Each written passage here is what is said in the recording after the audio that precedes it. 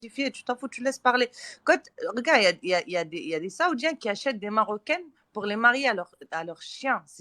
Vous Ouais. voulez des vidéos? Je vous envoie des vidéos. Il y en a. Non, je veux Donc, pas voir ça. Non, non, non, merci, ça va. plus grave que ça, il n'y a pas. Tu veux parler avec un peuple comme ça, t'expliquer un peuple comme ça qui vend leurs femmes aux Saoudiens pour qu'ils marient ces Marocaines à des chiens. C'est même pas des hommes, donc s'il te plaît.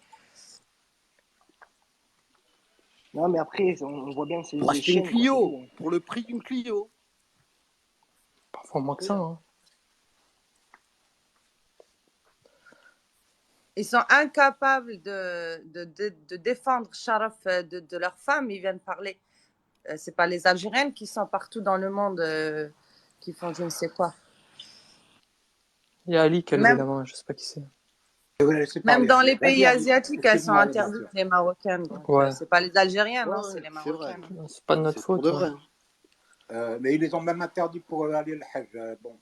C'est vrai, ils ont demandé qu'elles viennent avec un mahram. Elles vont draguer le Hajj. Donc, voilà, c'est pas mais je t'assure, dans les mangas aussi, ils en parlent. Dans les mangas japonais. Aux personnes marocaines d'origine du Maroc, de la personne qui n'est pas âgée au-dessus de 30 ans. C'est ça, et je crois qu'il faut qu'elle soit accompagnée d'un mahram ou un truc. Excusez-moi, je vous dis juste cette information. Vous savez ce qu'elles font les Marocaines? Tim, attends, je te dis un truc. Je vous dis juste cette info, je vais descendre, je vais pas tarder. En fait, maintenant, dans les pays du Golfe, les Marocaines, vous savez ce qu'elles font? Elles sont déjà mariées à la base au Maroc. Elles vont se remarier dans les pays du Golfe pour qu'elles fournissent ce qu'il faut pour leur famille. Donc, elles sont mariées 2 fois. Là, il y a quelques jours, il y a un Saoudien qui a dénoncé sa femme parce qu'elle est mariée aussi au Maroc. Donc, elle est mariée avec lui, elle fait des enfants avec lui. Et en été, elle part au Maroc pour voir son deuxième mari. Donc, c'est ça, les Marocaines. Voilà. Mais ils ne reconnaîtront jamais. Attends, excuse-moi. Vas-y, Ali, vas-y, excuse-moi. Mais bon, en France, c'est kiff-kiff. Hein. Elles se marient aussi en France avec des hommes et en mer, et en fait, ils vont juste voir leur mari. Et ils transfèrent direct une partie des allocations direct au bonhomme qui est là-bas, là, qui attend là. Bousbir. Écoutez, moi, après Ali, je viens d'intervenir parce que moi, j'ai un ami français qui s'y est arrivé, il s'est marié avec une Marocaine, simplement tout ça, puis maintenant, il travaille encore pour elle. Voilà. Et il est à l'âge de la retraite. Maintenant, vas-y, Ali, s'il te plaît. Vas-y, je t'en prie. Je crois que c'était à Hazard avant, si je ne me trompe pas.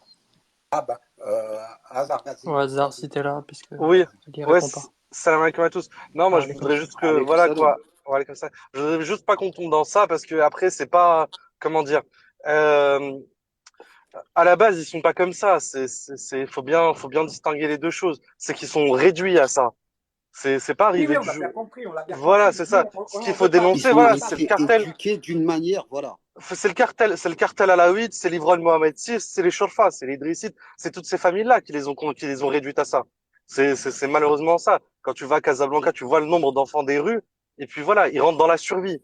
Et du coup, ça devient une mentalité. Quand tu vas à Jamal Afnak, c'est les propres mères qui ont leurs enfants. C'est pas, comment dire, c'est pas arrivé, je veux dire, c'est devenu peut-être culturel maintenant, mais ce qu'il faut dénoncer, c'est pas tant les personnes qui sont victimes de ça. Parce que même la femme qui se prostitue quelque chose de ça, pour moi, elle est victime de ça, de l'embrigadement qu'elle a subi. Directement, ouais. Le problème, c'est pas qu'elles sont victimes, le problème, c'est qu'ils reconnaissent pas qu'ils sont comme ça. Mais quand tu es embrigadé, mais Orti, quand t'es embrigadé, quand t'es dans une secte, c'est difficile. C'est quand tu te réveilles que tu te rends compte que t'as été embrigadé. Là, ils sont embrigadés comme ça. Quand tu vois le nombre de moussem, quand tu sais ce qui se passe dans ces moussem-là, je sais pas si vous savez c'est quoi des moussem, c'est des pseudo-fêtes religieuses où ils mangent des animaux vivants, ils doivent les torturer avant de les mettre à mort et tout ça. Tout ça, c'est voulu par l'État. Tout ça, c'est organisé par l'État. Ça vient pas du jour au lendemain. C'est pas un truc qui apparaît. Mais ils les plongent dans cette ignorance-là, ils les réduisent à cette barbarie-là pour pouvoir mieux les dominer. Je voudrais citer Bourguiba qui disait « Je préfère éduquer mon peuple et le voir me renverser que d'être à la tête d'un peuple ignorant ».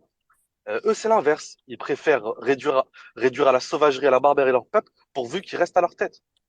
Donc moi, je pense. Il n'y a jamais de riff